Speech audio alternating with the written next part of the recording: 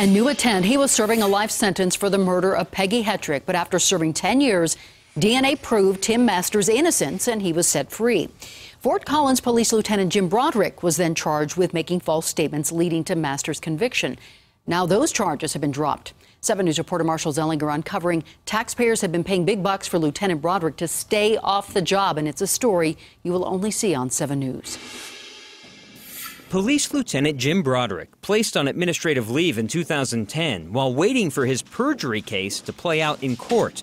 Last month, after 2.5 years, the charges were dropped. It is a sad day for justice in Colorado, in my opinion. Special Prosecutor Ken Buck admitting he did it because he did not think he could get a conviction in court. But the costs to taxpayers have added up. 7 News did some digging, and we have now uncovered taxpayers in Fort Collins have paid $234,131 for Broderick to be on paid leave. The decision to drop the charges now means the city is also on the hook for costs of defending Broderick. 7 News learning Fort Collins has paid out $256,975 for his defense. Needless to say, when I heard the numbers, I, of course, was surprised. 7 News informed Fort Collins Mayor Karen Whitekanut about the costs. She suggested it's in line with policies in place from 2010. As with anything, there's always lessons learned of where you're coming from and where you're going and what happens in between, and we can learn. 7 News made repeated requests to interview the city about the rising costs. We received this statement instead.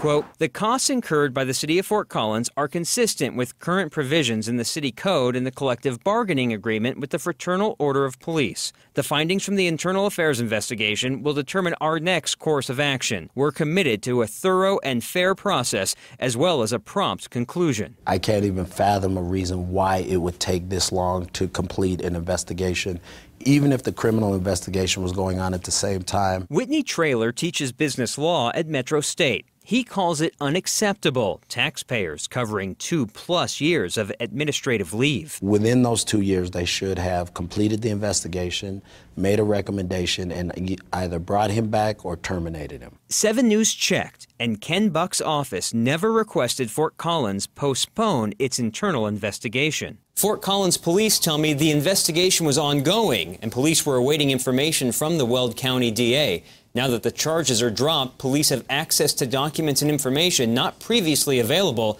that need to be examined. Marshall Zelinger, 7 News.